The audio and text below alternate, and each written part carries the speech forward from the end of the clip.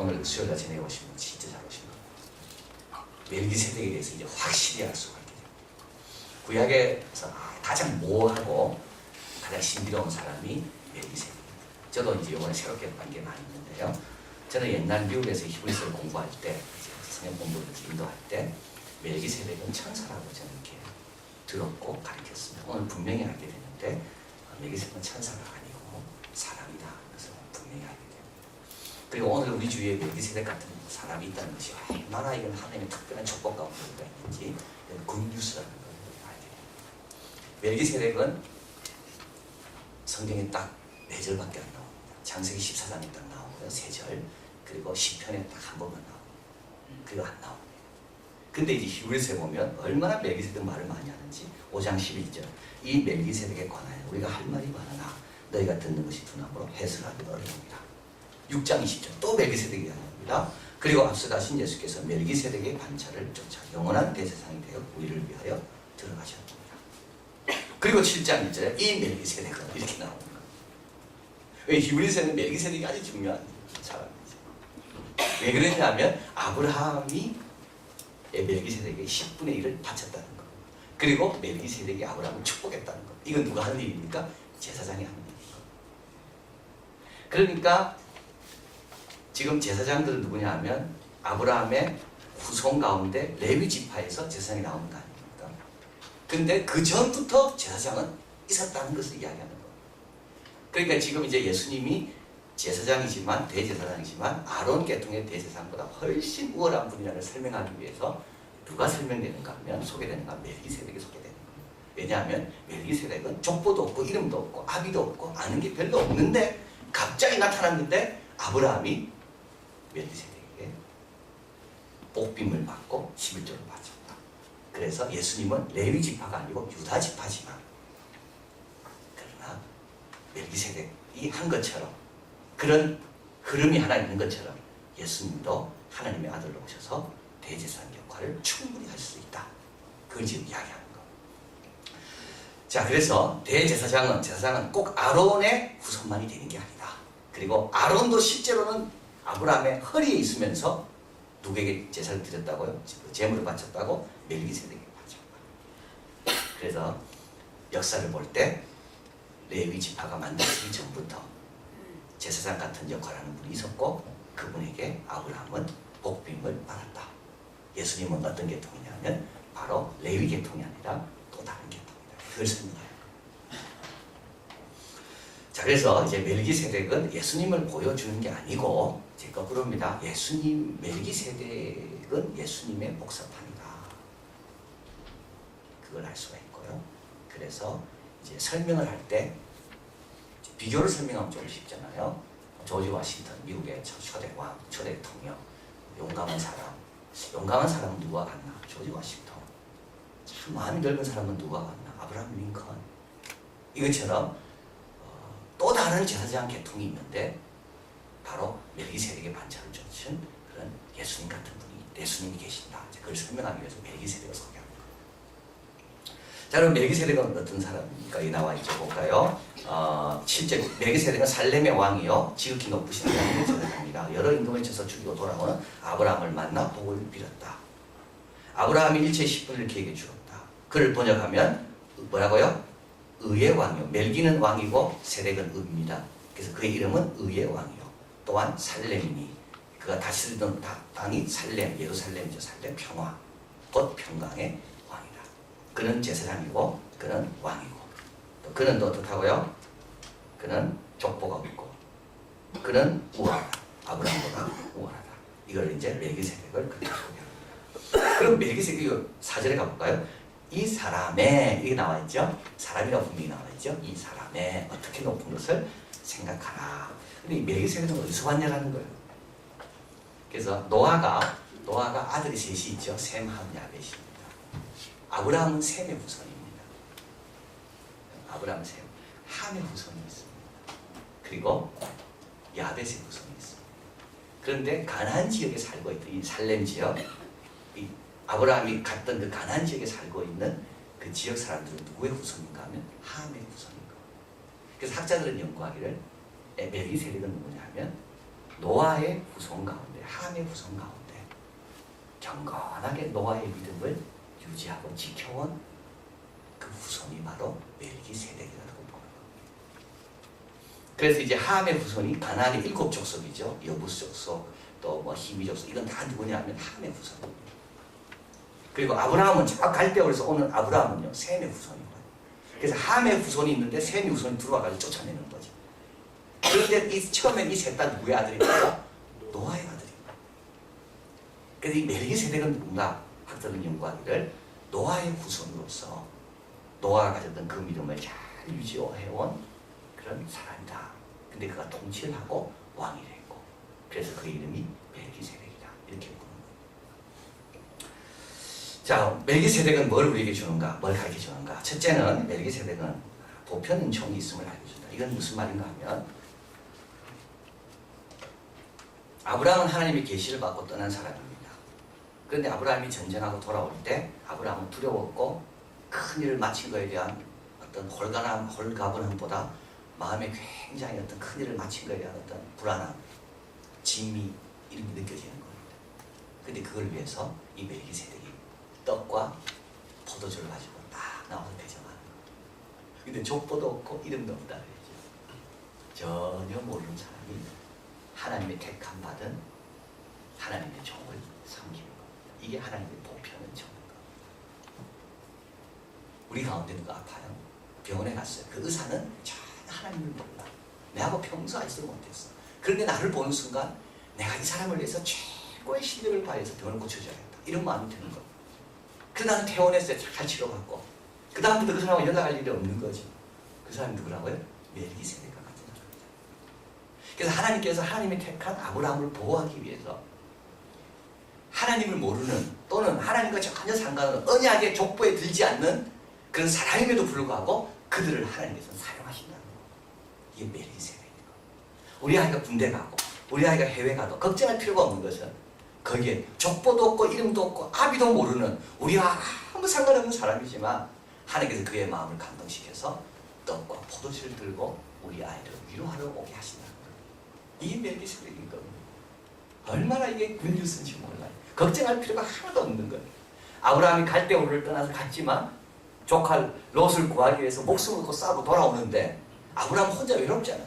얼마나 참 불안하겠어요. 또 저기 오면 어떻게 될까? 그러나 하나님께서는 멜기세덱을 다 보내가지고 떡과 포도주로 위로해 주시는 거예요. 이게 멜기세덱. 그래서 문화를 가리킬 때 3가지 문화가 나눠집니다. 하나는 소돔적인 문화가 있고요, 멜기세덱적인 문화가 있고, 그 다음에 아브라함적인 문화가 있어요. 소돔적인 문화는 완전히 사탄적 문화예요. 완전히 더러운 겁니다. 의도와 동기 자체가 나쁜 거예요. 어떻게 인간을 더 황폐화시킬까? 이런 문화들. 그러나 멜기세덱적인 문화가 있어요. 그래서 이 멜기세덱은 살렘의 왕인데 이 살렘이 어디 근처냐면 소돔과 고모라 근처거든요. 소돔과 고모라가 있음에도 불구하고 거기에 뭘요? 평화로운 것을 만들어가는 그런 또 다른 양심에 따라 살아가는 그 문화가 또 있다는 거예요. 예수 안 믿어요. 예수 안 믿지만 좋은 영화를 만들어요. 예수 안 믿지만 좋은 음악을 만들어요. 그게 뭐예요? 이 멜기세덱적인 문화라는 거예요. 아브라함적인 문화는 아브라함적인 하나님의 영광과 하나님의 뜻을 위하여 CCM 같은 그런 곡들, 바하의 곡들, 그건 아브라함적인 거예요. 그 말씀의 기초에서 하나님의 영광을 위해서. 그러나 세상에는 그런 음악만 있지 않고 어떤 음악도 있다요? 멜기세덱적인 음악도 있는 거예요. 그래서 하나님께서 다 섞어놓는 거예요. 그래서 우리가 아브라함이 외롭고 혼자인 줄 알았지만 아브라함의 사역을 도와주는 떡과 포도주를 들고 나오는 믿지 않는 많은 사람들이 우리 곁에 얼마든지 보내줄 수가 있다. 그래서 이렇게 보면 3절에 아비도 없고 어미도 없고 족보도 없고, 구약에는 족보가 얼마나 중요합니까? 구약에는 족보가 진짜 중요합니다. 그러나 족보, 우리와 다른 족보도 괜찮아요. 시작한 날도 없고 생명의 끝도 없이 하나님의 아들과 방불하기 위해서, 하나님의 아들은 아닙니다. 하나님의 아들과 방불하기 때문에 항상 제사장으로 믿습니다. 항상 이런 사람은 우리 곁에 있다. 이게 멜기세덱입니다. 걱정할 필요가 별로 없는 거예요. 직장 가도 있고 아브라함처럼 내만 믿음 따라 살아가면 거기에 몰랐던 불신자들이 떡과 포도주로 대접하는 것을 경험하게 되는 거예요. 이게 멜기세덱입니다. 그래서 아브라함이 이걸 경험한 거 아닙니까? 그래서 아브라함이 복빔을 받고 11조를 그에게 드리고, 그 다음에 또 멜기세덱은 아브라함보다 위대한 분이 있음을 알려줍니다. 아브라함보다 위대한 분은 하나님 한 분인 줄 알았습니다. 그런데 아니라는 거죠. 멜기세덱처럼 복을 들어주는 분이 따로 있구나. 결국 우리 하나님 한 분이 아니라 예수님과 성령님이 계신다. 그래서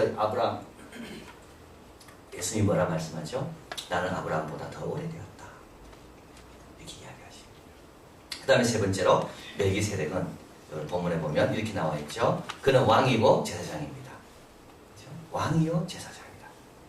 그래서 왕이요 제사장이다. 평강의 왕이요 의의 왕이고 동시에 그는 제사장으로 있다.